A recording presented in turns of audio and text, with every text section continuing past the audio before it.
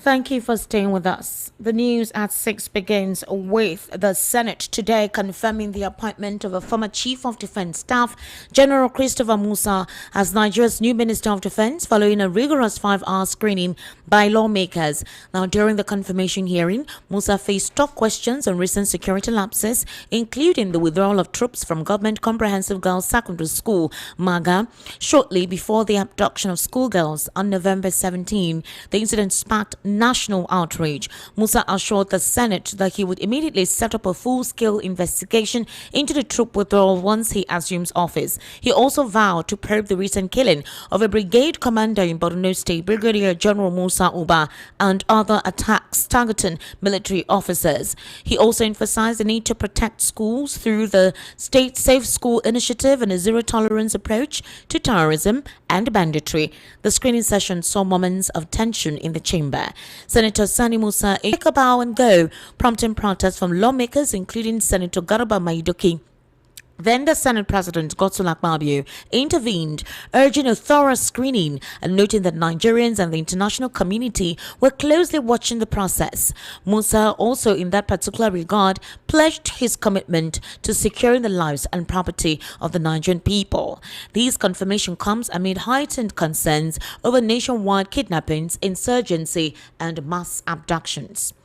The president today swore in the newly appointed chairman of the National Population Commission, Dr. Aminu Yusuf, alongside 2 commissioners of the agency, as well as 5 federal permanent secretaries. The ceremony took place just before the president presided over the Federal Executive Council meeting at the State House, Abuja.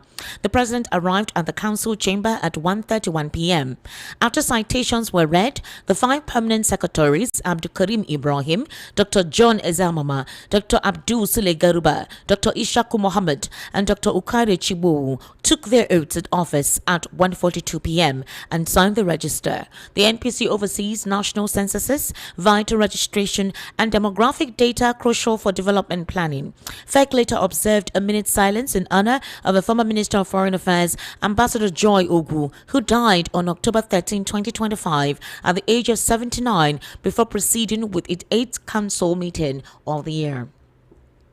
Now, in a twist of events, amidst the conviction of Nnamdi Kanu, the IPOB leader, the founder of One Love Family, Sant Guru Maharaj, has vowed to get the incarcerated leader of the group, saying that if indeed Nnamdi Kanu decides to stop his sit at home, he would make sure he is released.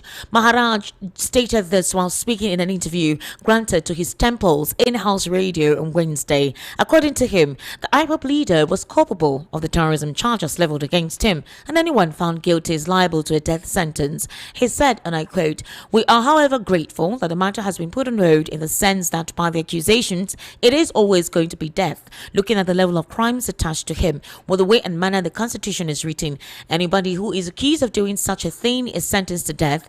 It is only out of grace that Kanu was able to escape." Also, he said that today the Igbos have been brought to the central realms of politics by Tinubu, and the Northern Caliphate is not happy about it, that they are not excited about the commission they were given. They should stop the propaganda that the East is about to be Islamized. When those are done, obviously Kanu will come out. He will help facilitate his release if Nnamdi Kanu decides to stop the sit at home. Well, the United States Department on Wednesday announced it is outlining new measures to address violence against Christians in Nigeria and other countries. The policy, according to a statement released by the department, targets radical Islamic terrorists, Fulani ethnic militias, and other actors responsible for killings and attacks on religious communities.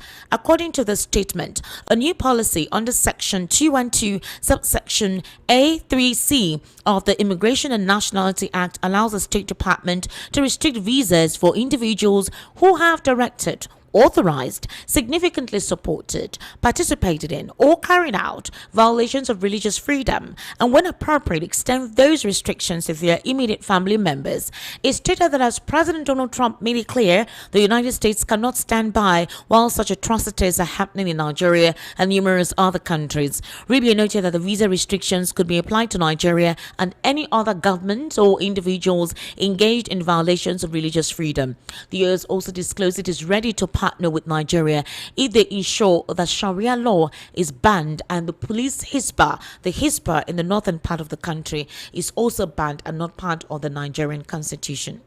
While the defense minister promised to investigate the withdrawal of military officers before an attack on the government comprehensive girls secondary school Maga Dango Wasako local government area in Kebbi State, well, there have been claims that the school was attacked, after which, before the attack took place, the military officers who were informed by the DSS about a proposed attack actually left, and a few minutes later they were attacked by the insurgents. Musa, while speaking during his ministerial screening at the Senate, said if approved as the Minister of Defense, he would set up a committee to investigate the killing of Brigadier General Musa Uba. He also took the opportunity to condemn the capturing and killing of a brigade commander by terrorists in Borno State, affirming that the situation will surely be investigated.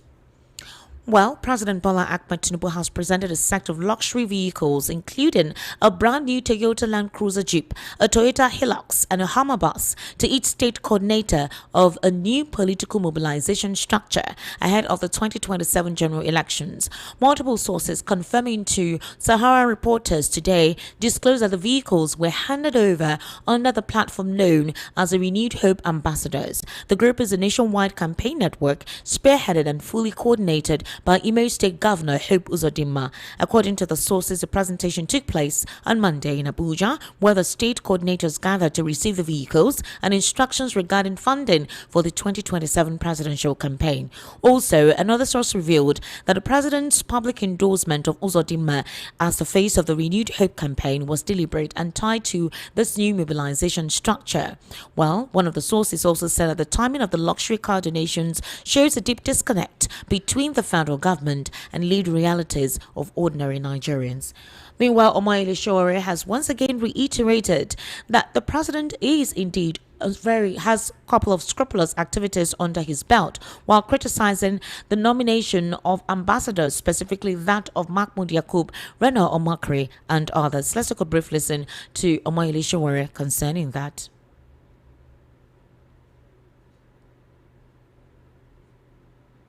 This where life is solitary, very poor, nasty, brutish, and short. That's where Nigeria is today, civil based state. And it was because the current president was one of the architects of the Nigeria that we have today. It didn't start today. He's been a senator. He was senator in 1992. He was one of the people who even people thought they fought for democracy. Never really fought for democracy. They were fighting to get power. And when they didn't get power in 1993, they ran away. And what were they doing when they left the country? He pretended, alongside some others, to be fighting for democracy. But he was actually dealing in drugs, heroin, and I would that's allegation is stated in a U.S. District Court official hearing that I was the first to obtain physically from on the outskirts of Chicago, where it had been taken after the case was concluded in 1993. It had been taken to the archives. I purchased a copy of that for some $6. I can't forget. So, and then when they came back into power, having engaged in all kinds of dealings with the military that was living. And it was Lagos State Governor for 8 solid years. What did they do in Lagos? They decided that they would take whatever belongs to the people of Lagos and convert it to their own private accounts and enterprises. And that's how we came about a tax collection procedure by a company owned by Tinubu, known as Alpha Beta. And from there, one of the most vibrant economies in Africa, Lagos' 6th largest economy, was looted. And today, if it rained, it's not good, does easily go underwater. If the money was spent, they made in Lagos and developing Lagos probably will compete favorably with Amsterdam, or even better. I'm just giving you the background so that you can understand why I said that. So when you now reward such a character with the presidency of Nigeria, what do you expect? It's a good one, as to say, but successively, the worst is always the correct. So And then you take away the right of Nigerians to freely elect their leaders by manipulating the National Electoral Commission, the Independent National Electoral Commission. And for those of us who told you that INEC is a political party as opposed to being an electoral commission, you saw what they did. The man who just left less than 3 months ago has been offered an ambassadorship, effectively giving him immunity to answer for his crime or crimes in the 2023 election. So that is how I came about my conclusion. All right, you're currently listening to the World News right here in Voice of the People 90.3 FM. We'll take a very short break. When we return, we'll head into a news analysis segment where I'll be asking Barrister Fred Nzako a couple of questions based on the stories that I read out of the World News at 6. Do kindly stay with us.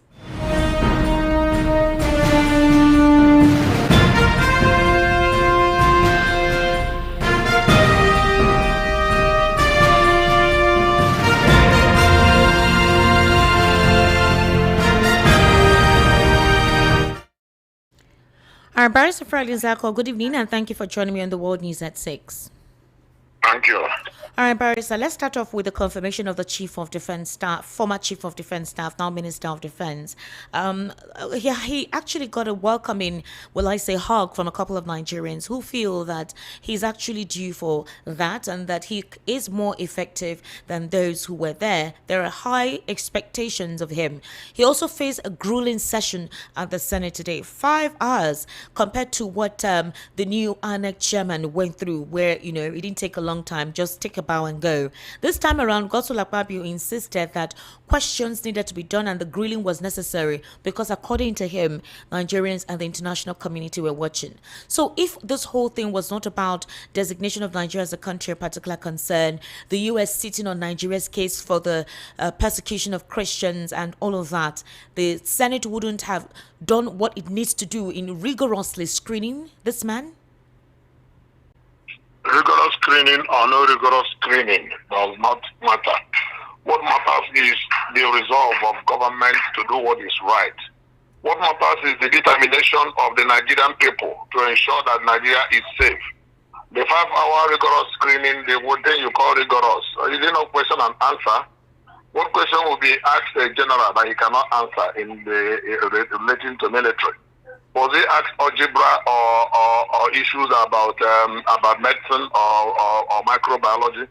He was asked questions in his line of duty where he has risen to the rank of a general. And I think that this is one of the few appointments that Mr. President made that can be said to be a round peg in a round hole, or a square peg in a square hole, which is one that can be said to be meritorious.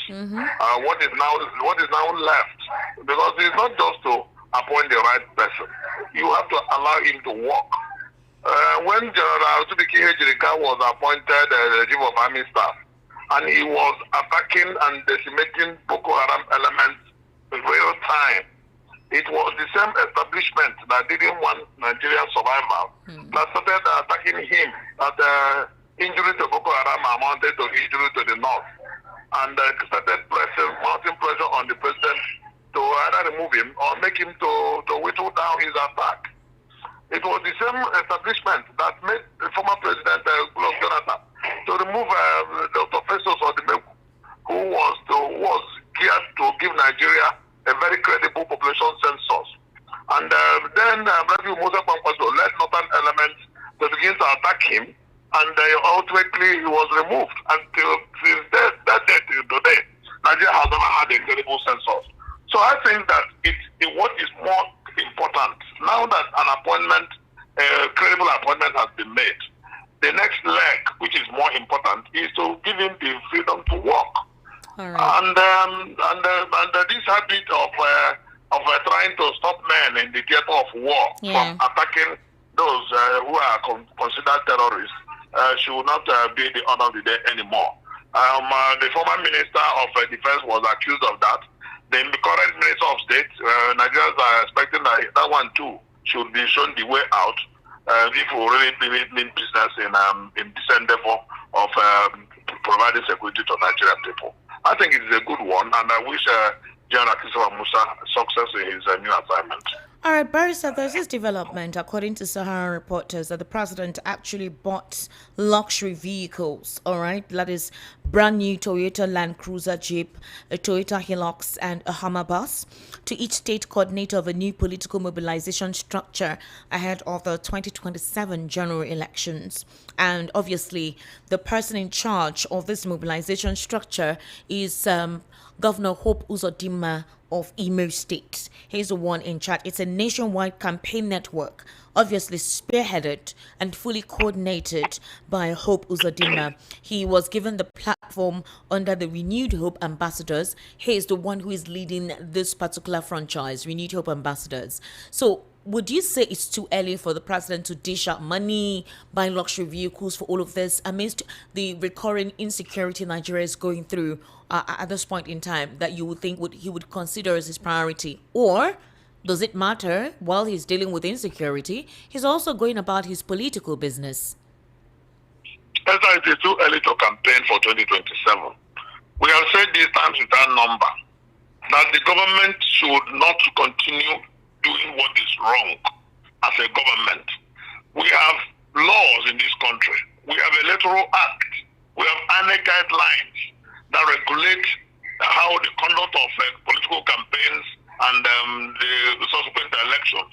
It is too early. And when politicians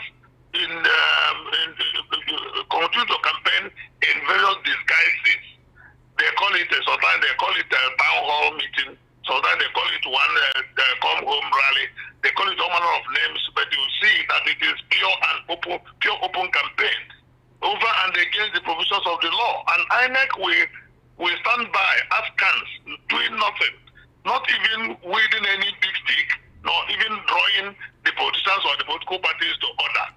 A situation where institutions are so weak in the country does not help development of our society or our democracy. INEC is supposed to be not only the election management body, but the regulator of the activities of political parties and politicians themselves. And I say this without fear of any contradiction, that it is too early in time. In fact, it is even a breach of the provisions of our laws for anybody to engage in campaign now. This is just 2 years plus, a few months into the new administration. Nigeria has not seen anything good about the administration. The administration has even accepted that the poverty, the hunger, the deprivation, and the suffering is too much. And while the people are hoping and they ask the people to hope and wait that it will be good, all the people are seeing is campaign after campaign. Now, Governor Hope Uzodinma has almost abandoned his duty post, where, and is now residing in Abuja. And the Imo people are crying that this is not what they expected of a governor who claimed to be governing the state. But everything around Governor Uzodinma is just to look at Mr. President's face and come and report to Nigeria that, oh, today he has laughed, next day he has smiled, the other day he has eaten well. A governor that has the responsibility to take care of a state, especially a state with all the issues. To campaign all around. And I think that the House of Assembly in Imo State, if they mean well for the people, should draw their governor to face his work and allow politics, because this is not the time for politicking, this is the time for governance. There's a difference between politics and governance, even though both of them go side by side. But one is for the welfare of the people, the other one is for the welfare of the politicians. Politics is for the welfare of the politicians. Governance is for the welfare of the people. The difference must be drawn. And the Governor Uzodinma must be told the home truth that he has an assignment to do in Imo State. Nigerians have been lamenting that there are billboards all over the place. It was only when Donald Trump announced that America was going to come to save the victims of terrorism that they quickly started dismantling all the billboards. And that tells you that the leaders know what is right, but they won't want to do it. A situation where the father of the house is the one misconducting his affairs. How do you expect the children in the house to behave? That's exactly what we are saying in Nigeria. And the ones that are said to be leaders today are not setting any good example at all. So what example, what learning are the youth going to who obviously are breaking the laws of the country. And I think it is a very worrisome development that we abandon good governance. Everything is politics, politics, and politics. Mr. President should really know that he has an assignment to do. Right. Especially now that there's massive insecurity in the land.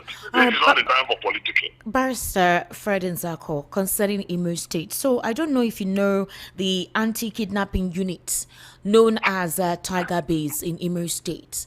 There have been complaints that that Tiger Base is a slaughterhouse of Imolites, especially young boys, and that whenever persons get there, they're either missing, nobody gets access to them, or most times they would tell their people that whoever it is that was brought in here is not there, or they've been taken somewhere else. Sometimes they are therein for months. They're not taken to court for any form of trial. No charge sheet is presented. They're not even given an opportunity to reach out to any family member. A lot of young persons have been forgotten there.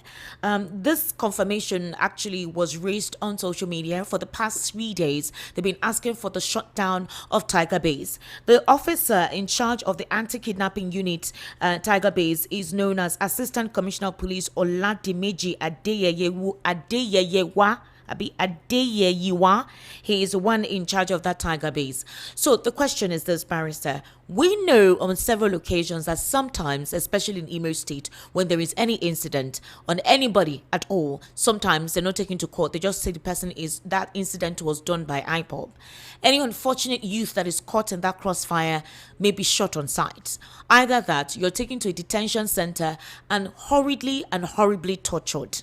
Do we think that this is a deliberate mechanism to depopulate, create a sense of fear in that region? Or what exactly is done where no human rights practices are actually approved or obtained in regards to that?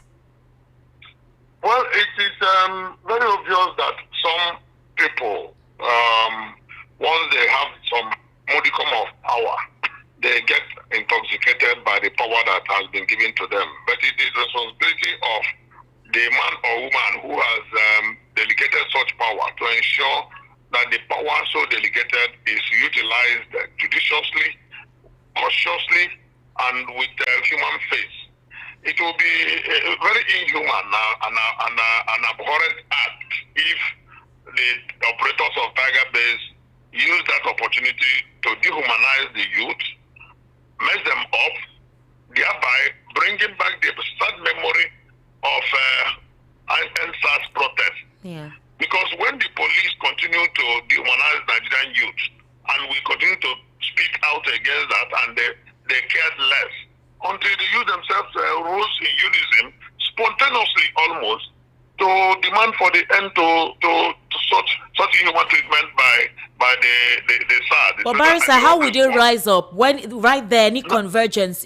Especially in the southeast, that modicum of regard to listen, to possibly understand whatever it is there's no leverage for that. You're shot on sight. That's what it is. Any form of discontent, any uprising, anything that seems to be a method through which they consider is causing breakdown of law and order, and there are youths involved, there is no opportunity to listen. That's what the complaint is all about. They just tag you IPOB. The governor should be held responsible.